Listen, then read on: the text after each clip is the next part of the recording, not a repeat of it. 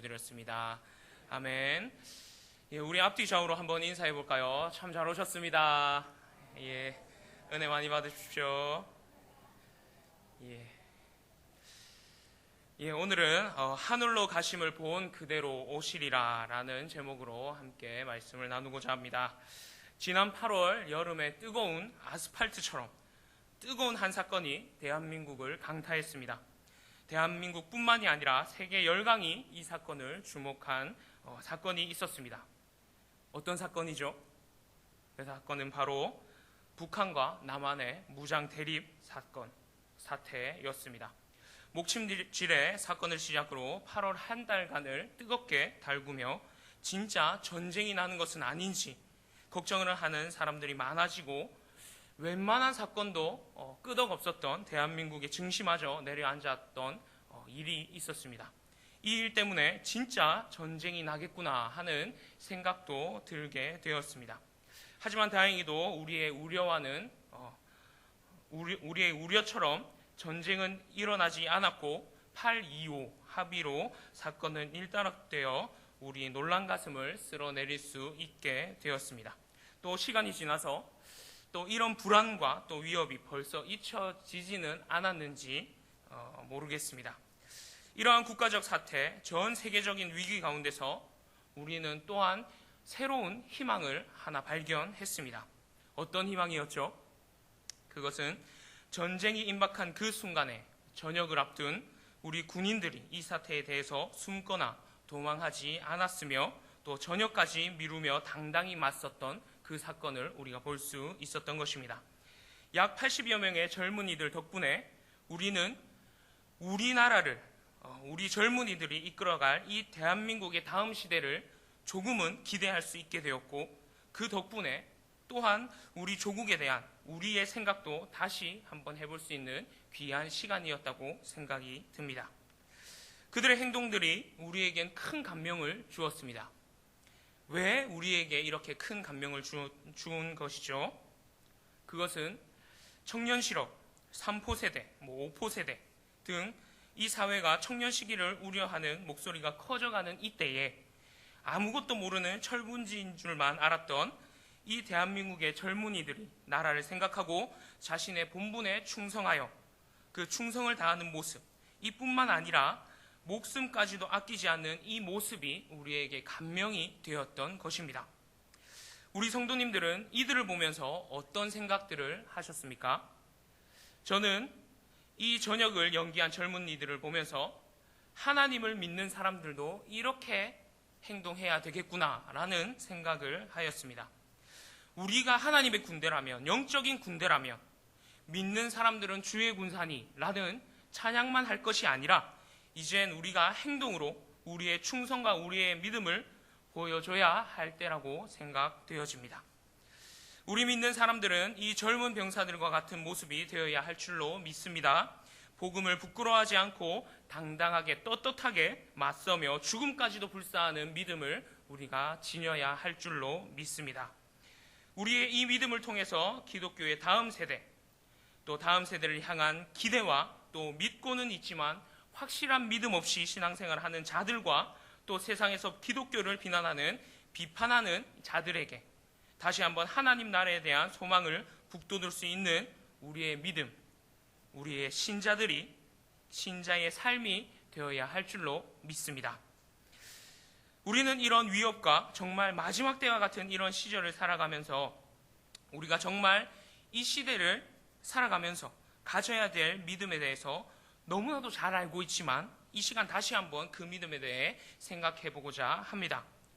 오늘 말씀은 누가복음에 이어서 예수 시대 이후의 사건들을 기록하며 데오빌로에게 전하는 서신인 사도행전의 첫 장 내용을 볼 수 있습니다.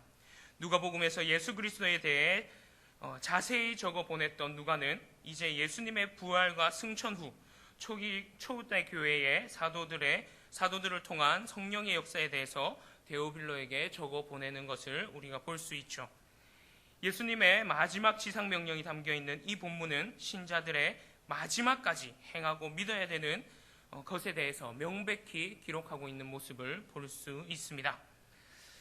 오늘 본문에서 예수님이 승천하시는 그 시간에 주위에 많은 제자들이 함께 있었다는 것을 우리가 알 수 있는데요.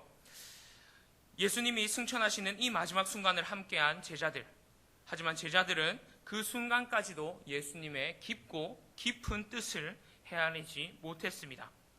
제자들의 관심과 예수님의 관심이 달랐던 것입니다.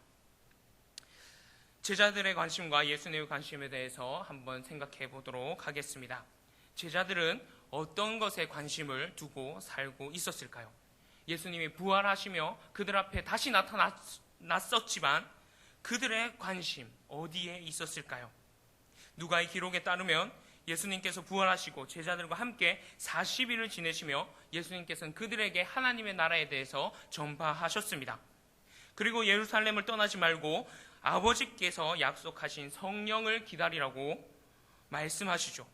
분명 이 시기에 예수님과 많은 제자들이 함께 많은 대화를 나눴고 또 하나님의 나라에 대해서 또 성령의 임할 것에 대해서 많은 나눔이 있었을 것입니다. 하지만 제자들은 예수님의 말씀과 가르침을 한 귀로 들리고 한 귀로 듣고 한 귀로 흘렸던 것 같습니다. 그리고 예수님에게 전혀 엉뚱한 질문을 하죠. 예수님이 제자들에게 조금 있으면 내가 승천할 것이라는 말씀을 하셨는지는 모르겠지만 그때까지도 오로지 자기의 관심사 외에는 귀에 들어오지 않았던 것처럼 제자들은 예수님께 이런 질문을 합니다. 그래서 이스라엘 나라의 회복되는 때가 언제입니까? 그건 그런데 이스라엘 나라가 회복되는 때가 언제입니까? 마치 세베대의 두 아들이 예수님의 좌편 우편의 자리가 무엇인지 알지도 못하고 구하는 어리석음이 남아있는 제자들의 질문, 제자들의 모습을 우리가 볼 수 있는 것이죠. 하지만 예수님의 관심은 다른 데 있었습니다. 오로지 하나님의 뜻을 이루는 데 예수님의 온 관심이 있었던 것입니다.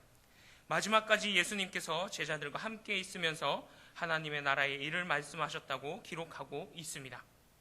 예수님의 공생애를 통틀어 처음부터 끝까지 그리고 부활하시고 승천하시기 전까지 예수님의 관심은 오직 하나님의 나라에 있었습니다. 마태복음 4장 17절 말씀에 이때부터 예수께서 비로소 전파하여 이르시되 회개하라 천국이 가까워 왔느니라. 회개하라 천국이 가까이 왔느니라 말씀하십니다. 그리고 오늘 말씀에 사도행전 1장 3절에 40일 동안 그들에게 보이시며 하나님 나라의 일을 말씀하시니라고 기록하고 있습니다. 그런 예수님께서 제자들에게 하나님의 하시는 일을 하나님께서 하시니 너는 신경 쓰지 말고 너희가 할 일에 대해서 말씀하시고 또 예수님의 사역을 우리에게 위임하시고 하늘로 오르셨던 모습을 마지막으로 볼 수 있습니다. 이제 이 말씀을 받은 우리도 주님이 오신다고 하는 이 날까지, 그날까지 이 땅을 살아가며 예수님이 우리에게 명령하신 그 명령에 순종하며 살아야 될 줄로 믿습니다. 그렇다면 우리는 어떻게 살아야 될까요? 무엇을 하며 살아야 되고 어떻게 그 믿음을 지키며 예수님 오시는 날까지 기다려야 하는 것일까요? 오늘 말씀에서 두 가지만 찾아보도록 하겠습니다. 바로 말씀드리겠습니다. 첫 번째로 증인의 삶을 살아야 합니다. 두 번째로 주님이 다시 오신다는 믿음이 확실해야 합니다. 한마디로 주님이 다시 오신다는 확실한 믿음으로 증인의 삶을 살아야 한다는 것입니다. 예수님이 우리에게 전해주신 마지막 지상명령은 바로 이것이죠. 우리가 잘 알고 있듯이 오늘 말씀 1장 8절에 땅 끝까지 이르러 내 증인이 되라고 말씀하신 이 명령입니다. 증인이 무엇입니까? 어떤 사실을 증명하는 사람이라는 사전적인 의미를 가지고 있는 것이 바로 이 증인입니다. 어떤 사실에 대해서 증명하는 사람. 어떠한 위증도 해서는 안 되고 어떠한 위협과 뇌물로도 사실을 왜곡해서는 안 되는 오직 사실만을 말해야 하는 사람이 바로 증인입니다. 저와 여러분 모두 증인의 삶을 살고 있는지 한번 돌아봐야 할 것입니다. 더욱이 사실을 말할 뿐만 아니라 증명까지 하는 사람이 되어야 할 줄로 믿습니다.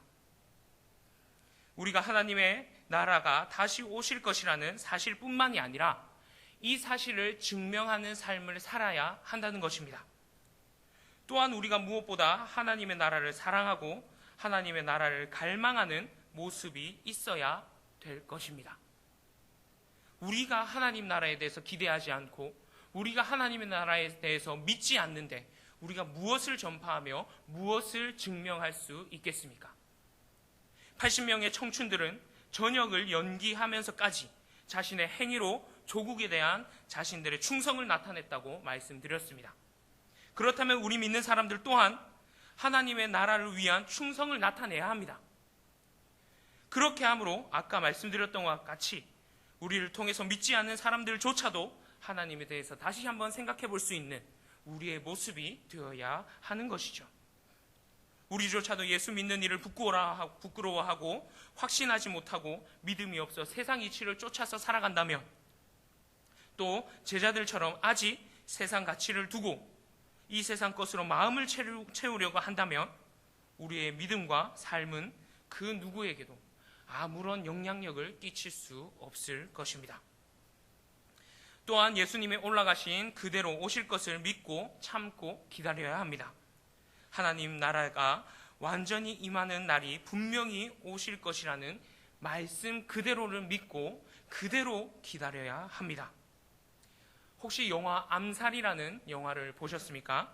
이 영화는 1933년 일제의 억압이 가장 컸던 시대에 조선 주둔군 사령관 가와구치 마모루와 친일파 강인국을 암살하기 위한 독립군의 모습을 담은 영화가 바로 이 암살입니다. 이 영화의 마지막 장면에서 친일파 매국노를 연기했던 이정재가 마지막 씬에서 자신이 왜 매국노가 되었는지, 왜 이 길을 택하고 이렇게 살았는지에 대해서 그 심경을 토로합니다. 그것은 해방이 될 줄 몰랐다 라는 말로 그가 매국노가 됐다는 것을 변호하고 있습니다. 그 당시에 그의 입장에서는 충분히 그렇게 생각할 수 있었을 것입니다. 과연 아무런 힘없는 이 한국이 일제의 총칼 앞에서 어떻게 독립할 수 있을까? 아무런 힘없는 이 나라가 어떻게 이 독립을 쟁취할 수 있을까? 아무리 생각해봐도 불가능한 일이었을 것입니다. 하지만 그렇다고 해서 결코 용서받을 수 없는 것이라는 것을 누구나 다 잘 알고 있습니다. 결국 그는 조국을 배신한 매국노일 뿐입니다. 우리 믿는 사람들도 마찬가지 아닐까요?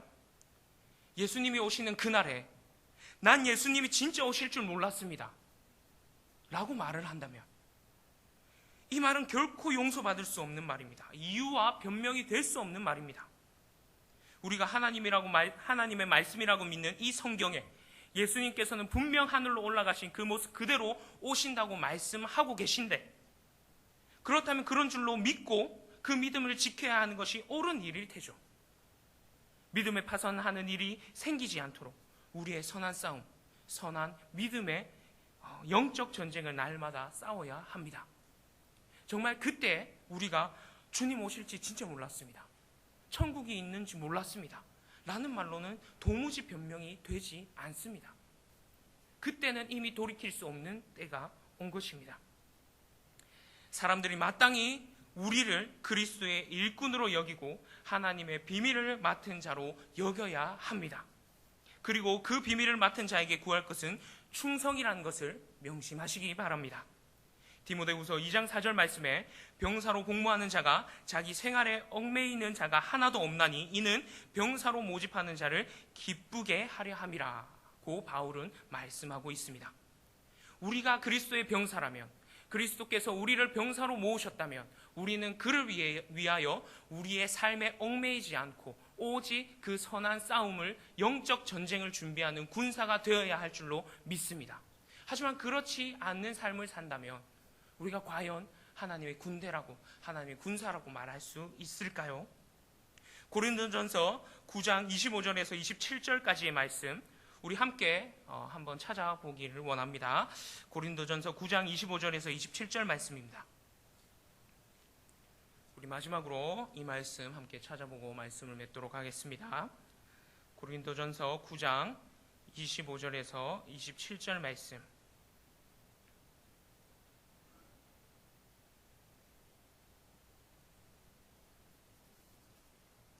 우리 한 절씩 같이 한 목소리로 읽도록 하겠습니다. 함께 읽습니다. 이기기를 다투는 자마다 모든 일에 절제하나니 그들은 썩을 승리자의 관을 얻고자 하되 우리는 썩지 아니할 것을 얻고자 하노라. 그러므로 나는 다름질하기를 향방 없는 것 같이 아니하고 싸우기를 호공을 치는 것 같이 아니하며 내가 내 몸을 쳐 복종하게 함은 내가 남에게 전파한 후에 나 자신이 도리어 버림을 당할까 두려워함이로다. 아멘. 이것이 바울의 고백입니다. 이기기를, 싸우기를 다투는 자마다 절제한다고 말했습니다. 내 삶이 없죠. 내 마음대로, 내 원대로 하는 게 없습니다. 정말 내가 원해서 이 일을 하는 것은 아니지만 그래도 부르신 이가 하나님이시라면 그 모든 일을 하나님께 맞추고 하나님께 초점을 맞추고 내 삶의 모든 영향을 하나님께 맞추는 것, 그것이 부르신 자의 합당한 삶을 사는 우리의 모습이라고 말하고 있는 것입니다. 그러므로 나는 다름질하기를 향방 없는 것 같이 아니하고 싸우기를 허공치는 것 같이 아니하며 라고 말하고 있습니다. 다름질하기를 방향 없는 것 같이 달리지 않습니다. 그저 힘만 빼는 일을 하지 않겠다는 말입니다. 오직 목표를 세우고 정말 그 목표를 향해서 힘써 달리겠다는 말씀을 우리에게 하고 있는 것입니다. 싸우기를 허공치는 것 같이 아니한다고 말하고 있습니다. 무의미한 싸움이 아니라는 것이죠. 허공치는 것 같이, 허공에 손을 허우적대는 것 같이 아니한다는 말. 오직 목표를 바로 세우고 내가 무엇을 위해서 싸울지, 누구와 싸울지 분명히 안다는 영적 전쟁, 무장이 되어 있는 모습을 우리에게 보여주고 있는 것입니다. 그리고 마지막까지 두렵고 떨림으로 자신의 구원함을 위해서 하나님 앞에 자신의 모든 삶을 내어 맡기는 모습을 볼 수 있습니다. 내가 남에게 전파한 후에 자신이 도리어 버림을 당할까 두려워합니다. 이 말씀을 우리가 평생 가지고 믿고 살아가야 할 줄로 믿습니다. 우리가 도리어 파선을 당하면 안 됩니다. 우리가 도리어 이 말씀에서 벗어나면 안 됩니다. 세상의 많은 지혜와 지식이 하나님을 부정하고 믿음에서 파선시키기 위해 노력하더라도 우리는 우리의 믿음과 신앙의 모습으로 저들을 오히려 부끄럽게 하고 보이지 않는 것을 보이는 것 같이 하여 참으며 마지막 날까지 확실한 증인이 되어야 할 줄로 믿습니다. 비록 지금은 땅을 버타며 살고 믿음의 확신은 시간이 가면서 점점 희미해지고 해무가 자욱한 부둣가의 등대 불빛처럼 흐릿하게 보이지만 그럼에도 불구하고 우리는 날마다 저 천국을 향하며 표대를 향하여 다름질해야 할 줄로 믿습니다. 우리가 바라야 하는 것은 오직 이것뿐임을 기억하시길 바랍니다. 우리가 하나님께 구할 것도 오직 이것뿐임을 명심하시기 바랍니다. 그리하여 반석 위에 세운 굳건한 믿음으로 주님 오시는 그날까지 증인의 사명을 위해서 달려가는 저와 여러분이 되시길 주님의 이름으로 축복합니다. 함께 기도하시겠습니다. 사랑의 주님, 은혜를 감사드립니다. 하나님, 주님 올라가신 그 모습 그대로 다시 우리에게 오실 줄로 믿습니다.